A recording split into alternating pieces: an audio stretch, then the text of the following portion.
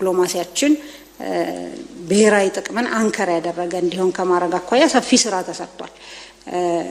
ለምሳሌ ቀጠናዊ ትስስርን የሚያጎለብት ቀጠናውን እንደ ደህንነት እና የሴኩሪቲ ችግር አይቶ በዛ አግባብ ብቻ ከሚሰራ ስራ በመሻገር ኢኮኖሚያዊ ትስስርን ቀጠናዊ ትስስርን የሚያጎለብት የውጭ ጉዳይ ስራ ሲሰራ ቆይቷል። ኢትዮጵያ በዓለም አቀፍ ደረጃ በአህጉሪቱና በአፍሪካ ቀንድ እያደረገች ያለው የዲፕሎማሲ እንቅስቃሴ ዛሬ ላይ የበርካታ ሀገራት መሪዎች፣ የውጭ ጉዳይ ሚኒስትሮችና ዲፕሎማቶች ቀዳሚ መዳረሻቸው እንድትሆን አድርጓታል። ይህም ዓለም አቀፍና አህጉራዊ ትኩረት የተገኘው ደግሞ ከለውጡ ዘመን ወዲህ መንግስት ለዲፕሎማሲ ስራ በሰጠው ልዩ ትኩረትና በሰራቸው ትልልቅ ስራዎች ነው። የኢትዮጵያ የዲፕሎማሲ እንቅስቃሴ በዋነኝነት ትኩረት የሚያደርገው በጋራ ተጠቃሚነትና በሉዓላዊነት መከበር ላይ ነው። ይህ ማለት ኢትዮጵያ ከሌሎች ሀገራት ጋር የምታደርገው ግንኙነት በሀገሪቱ የውስጥ ጉዳይ ጣልቃ እንደማትገባ እንዲሁም ሌሎች ሀገራቶች ወይንም ዓለም አቀፍ ተቋማት በኢትዮጵያ ውስጥ ጉዳዮች ላይ ጣልቃ መግባት እንደሌለባቸው የሚያሳይ ነው። ይህም የዲፕሎማሲ አካሄዷ ኢትዮጵያ ለብሔራዊ ጥቅሟ ጠንካራ አቋም እንዳላት ያሳያል። አገራችን ኢትዮጵያ ከለውጡ በኋላ እያደረገች ያለው የዲፕሎማሲያዊ እንቅስቃሴ የሀገርን ጥቅም በእጅጉ ያስጠበቀ ነው። ይህም ከለውጡ በፊት የነበረው የዲፕሎማሲ ጉዞ ሀገሪቷን በእጅጉ የጎዳና ከነበረችበት ከፍታ ያወረደ መሆኑ ከለውጡ በኋላ የመጡ ለውጦች ማሳያ ናቸው። ለአብነት ያክል በቀይ ባህር ላይ የባህር በር ተደራሽነትና በአፍሪካ የውስጥ ጉዳዮች ላይ የራስን አጀንዳ በማስቀመጥ ሌሎች እንዲከተሏት የምታደርግበት ደረጃ ላይ ደርሳለች። ታዲያ አገራችን ኢትዮጵያ የጎዳውን የዲፕሎማሲያዊ ጉዞ የለውጡ መንግስት ባደረገው ሪፎርም ዛሬ ላይ በአህጉሪቷ ወሳኝ ሀገር እንድትሆን አስችሏታል። ባለፉት 9 ዓመታትና አሁን ያለው አስተዳደር ስራ ከጀመረ ጀምሮ ባለው እንቅስቃሴ የተገኙ የዲፕሎማሲ ውጤቶችን በእነዚህ ጊዜያት ውስጥ በጣም ተጠቃሽ የሆኑ የተለያዩ የዲፕሎማሲ ስኬቶች አሉ። አንዱና ዋነኛ ብለን የምናስበው በዓለም አቀፍ መድረኮች እንዲሁም በሁለትዮሽ ግንኙነታችንም ጭምር የኢትዮጵያ አንኳር ስትራቴጂካዊ አጀንዳ የሆነው የባህር በር ጉዳይ ትልቅ መነጋገሪያ ጉዳይ የሆነ መምጣቱ ኢትዮጵያ አሁን ባላት ጠንካራ ዲፕሎማሲያዊ ግንኙነት የኔን ክብርና መብት አክብሩልኝ፣ እኔም የናንተን አከብራለሁ፣ ነገር ግን ለጋራ ብልጽግናችን ለጋራ እድገት አብረን እንሰራለን የሚል ትልቅ አቋምን እያራመደች ነው። ታዲያ ከቅርብ ጊዜ ወዲህ የተለያዩ የአፍሪካ ሀገራት መሪዎች ወደ ኢትዮጵያ በመምጣት ከኢትዮጵያ ጋር ያላቸውን የዲፕሎማሲያዊ ግንኙነት ማጠናከርና ኢትዮጵያ ያመጣችውን ትልልቅ ለውጦች በመመልከት ልምድ እየቀሰሙ እንደሆነ በተለያዩ ጊዜ ወደ ኢትዮጵያ የመጡ የአፍሪካ መሪዎች ሲገልጹ ተመልክተናል። ኢትዮጵያ የአፍሪካ መቀመጫ እንደመሆኗ በተለያዩ የዓለም መድረኮች ላይ የአፍሪካ ድምፅ ከፍ ብሎ እንዲሰማ እያደረገች ነው። ታዲያ የአፍሪካ መዲና መሆን የለባትም፣ የአህጉሪቱ መዲና ትነጠቅ ሲሉ የነበሩ ሀገራት ዛሬ ላይ ኢትዮጵያ አፍሪካን እንድትወክል ለአፍሪካ ድምፅ እንድትሆን በተለያዩ ጊዜያቶች ይጠይቃሉ። ይህ ትልቅ ለውጥ ዝም ብሎ የተገኘ ለውጥ ሳይሆን በተሰሩ ስራዎች የመጣ ነው። ለዚህም ስራዋ ኢትዮጵያ በተለያዩ የዓለም አቀፍ ስብሰባና የተለያዩ ጉባኤዎች ላይ አፍሪካን ወክላ እንድትሳተፍ በርካታ ድሎች እየመጡላት ነው። በተለይ በአየር ንብረት ለውጥ ስብሰባዎች ላይ የአፍሪካን አቋም በግልጽ ታንጸባርቃለች። እንዲሁም በዓለም አቀፍ የኢኮኖሚ መድረኮች ላይ በአፍሪካ ላይ የተጣለውን የዕዳ ጫና በመቃወም ለአህጉሪቷ ተደራሽ የሆነ የፋይናንስ ስርዓት እንዲዘረጋ ትሟገታለች። እንዲሁም የተባበሩት መንግስታት የሰላም አስከባሪ ተልእኮዎች ላይ ኢትዮጵያ ያላት ተሳትፎ በዓለም አቀፍ የደህንነት ጉባኤዎች ላይ ኢትዮጵያ አፍሪካን እንድትወክል እድል ይሰጣታል።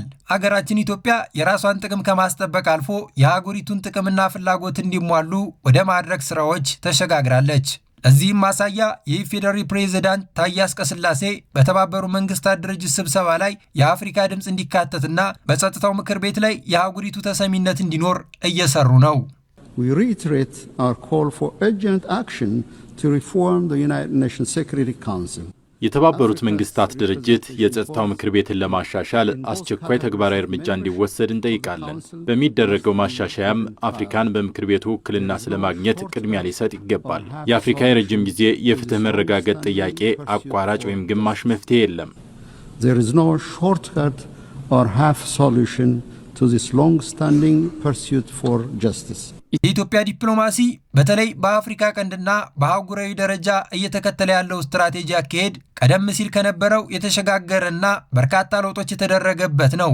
ይህም አካሄድ ለኢትዮጵያ በርካታ ጠቀሜታዎች አሉት። አሁን ለኢትዮጵያ የተለያዩ የዲፕሎማሲ እንቅስቃሴዎችን ከበርካታ የአፍሪካ ሀገራት ጋር ታደርጋለች። ከእነዚህም ውስጥ የኃይል ዲፕሎማሲ አንዱ ሲሆን ኢትዮጵያ ኤሌክትሪክ እንደ ዲፕሎማሲ መሳሪያ ትጠቀመዋለች። ለጎረቤት ሀገራት ማለትም ለሱዳን፣ ጅቡቲና ኬንያ ኤሌክትሪክን ትሸጣለች። ይህም ግንኙነቷ የጋራ ጥቅም ስለሚፈጥር በድንበር አካባቢ ግጭቶች እንዳይፈጠሩ እንደ ማገጃ ያገለግላታል። ሌላኛው የሰላምና የጸጥታ ዲፕሎማሲ ነው። የምንገኝበት የአፍሪካ ቀንድ ለዓለም አቀፍ ሽብርተኝነት የተጋለጠ በመሆኑ ኢትዮጵያ በቀጠናው ላይ የጸጥታ ኃይሎችን በማሰማራት የቀጠናው ሰላምና ደህንነትን ትጠብቃለች። ይህም እንደ ዲፕሎማሲ መሳሪያ እያገለገላት ይገኛል። ኢትዮጵያ የአፍሪካ ህብረት መቀመጫ በመሆኗ ዲፕሎማሲዋ በአህጉሪቷ ላይ ሰፊ ተጽዕኖ አለው። ይህም የአፍሪካ ጥያቄ የሆነው የተባበሩት መንግስታት ድርጅት የጸጥታው ምክር ቤት አባልነት ጥያቄ ባሉ ጉዳዮች ላይ ኢትዮጵያ የአፍሪካን የጋራ አቋም በመቅረጽ ረገድ የመሪነትን ሚና ትጫወታለች። ኢትዮጵያ በዓለም መድረክ ላይ በውስጥ ጉዳዮቿ የውጭ ጣልቃ ገብነት ሳይኖር የመፍታት መብቷን አጥብቃ ትሟገታለች። ይህም አካሄዷ በሌሎች የአፍሪካ ሀገራት ዘንድ እንደ አርአያ በመታየቷ ተመሳሳይ ተግዳሮት ባላቸው ሀገራት እንድትደገፍ ያደርጋታል። ኢትዮጵያ ከአፍሪካ ሀገራት ጋር ያላት ግንኙነት እንዳለ ሆኖ ከዓለም አቀፍ ኃያላን ጋር ያላት ግንኙነት ደግሞ የቀጠናው ዲፕሎማሲን ይወስነዋል። በተለይ የብሪክስ አባል መሆኗ ደግሞ ከምዕራባውያኑ ሀገር ጋር ብቻ የተወሰነ ግንኙነት ሳይሆን ከቻይና፣ ሩሲያና ሌሎች ያደጉና በማደግ ላይ ያሉ ሀገራት ጋር ጠንካራ ኢኮኖሚ ትስስር በመፍጠር የአፍሪካን የድርድር አቅም ከፍ ያደርገዋል። በዚህም ባሳለፍነው ሳምንት ብቻ የተለያዩ የአፍሪካ መሪዎችና መልእክተኞች ወደ ኢትዮጵያ በመምጣት ከጠቅላይ ሚኒስትር ዶክተር አብይ አህመድና ከውጭ ጉዳይ ሚኒስትር ዶክተር ጌዲዮን ጢሞቴዎስ ጋር በሁለትዮሽ ግንኙነትና በአህጉራዊ ጉዳዮች ላይ ውይይት አድርገዋል። ከእነዚህም ውስጥ በትናንትናው ዕለት አዲስ አበባ የገቡት የደቡብ ሱዳኑ ፕሬዝዳንት ሳልቫኪር አንዱ ናቸው። በኢትዮጵያና በደቡብ ሱዳን መካከል ያለው ግንኙነትን በእጅጉ የሚያሳድግ ሲሆን ሁለቱ ሀገራቶች በተለይ በአፍሪካ ቀንድ ላይ ባሉ አንዳንድ ጉዳዮች ላይ በሰፊ መወያየታቸውን ከጠቅላይ ሚኒስትር ጽሕፈት ቤት በወጡ መረጃዎች መመልከት ችለናል። ሌላው በዚህ ሳምንት የኢትዮጵያ የዲፕሎማሲያዊ እንቅስቃሴ ማሳያ ውስጥ አንዱ ከጅቡቲ ፕሬዝዳንት ኢስማኤል ኡመር ጌሌ የተላከውን መልእክት በመያዝ የመጡት የጅቡቲ ሪፐብሊካን የውጭ ጉዳይ ሚኒስተር እና ዓለም አቀፍ ትብብር ሚኒስተር አብዱልቃድር ሁሴን ጠቅላይ ሚኒስትር ዶክተር አብይ አህመድ በጽሕፈት ቤታቸው ተቀብለው በሁለቱ ሀገራት ስላለው ግንኙነት መወያየታቸው የሚታወቅ ነው። ኢትዮጵያና ጅቡቲ ለረጅም ዓመት የቆየ ግንኙነት ያላቸው ሀገር ቢሆኑም በተለይ ከቅርብ ጊዜ ወዲህ በሁለቱ ሀገራት መካከል ያለው ግንኙነት እያደገ መጥቷል። የኢትዮጵያና የጅቡቲ ዲፕሎማሲያዊ ግንኙነት በአፍሪካ ቀንድ ውስጥ ከሚገኙ ግንኙነቶች ጠንካራው አንዱ ነው። በተለይ ኢትዮጵያ የራሷ የባህር በር የሌላት ሀገር እንደመሆኗ ከ90 በመቶ የሚሆነው የውጭ ንግድ ሸቀጦቿ በተለይ ነዳጅ፣ ማዳበሪያ፣ የምግብ ዘይትና የኢንዱስትሪ ግብዓቶች የሚያልፉት በጅቡቲ ወደብ ስለሆነ ጅቡቲ ለኢትዮጵያ በጣም አስፈላጊ ሀገር ያደርጋታል። ታዲያ ሁለቱ ሀገራት ግንኙነታቸው ከንግድ ወደ ትልቅ የኢኮኖሚ ውህደት አሳድገውታል። በዚህም ግንኙነት ኢትዮጵያ ለጅቡቲ የኤሌክትሪክ ኃይል በመሸጥ የኃይል ፍላጎቷን ስታሟላ፣ ጅቡቲ ደግሞ ለኢትዮጵያ ወደብ አገልግሎት በመስጠት ሁለቱ ሀገራት እርስ በርስ ጠንካራና ወዳጅ ሀገር እንዲሆኑ አድርጓቸዋል። እንደሚታወቀው የኢትዮጵያና የጅቡቲ ግንኙነት ተመጋጋቢ ነው። ኢትዮጵያ ገበያና መሰረተ ልማት ስትሆን፣ ጅቡቲ ደግሞ ኢትዮጵያ ከዓለም የምትገናኝባት በር ሆና ታገለግላለች። ይህ ግንኙነት በሁለቱ ሀገራት መካከል እንደ ወርቃማ ትስስር የሚታይ ሲሆን የኢትዮጵያ የዲፕሎማሲያዊ እንቅስቃሴ አሁን ላይ ያለበትን ትልቅ ደረጃ ያሳያል። ይህ ሁኔታ ደግሞ የኢትዮጵያ ዲፕሎማሲ አሁን ላይ መጠባበቅን ትቶ ወደ ነቅቶ መስራት ተሸጋግሯል። ኢትዮጵያ በአፍሪካ ቀንድ ውስጥ ያላት ስትራቴጂካዊ ቦታን ተጠቅማ ኢኮኖሚያዊ ትስስርን እንደ ዋነኛ የዲፕሎማሲ መሳሪያ በመጠቀም ላይ ትገኛለች። ይህ አካሄዷ ደግሞ በቀጠናው ውስጥ ያለው የኃይል ሚዛንን በመቀየር ኢትዮጵያ እንደ ዋና የቀጠና መሪ እንድትሆን አድርጓታል።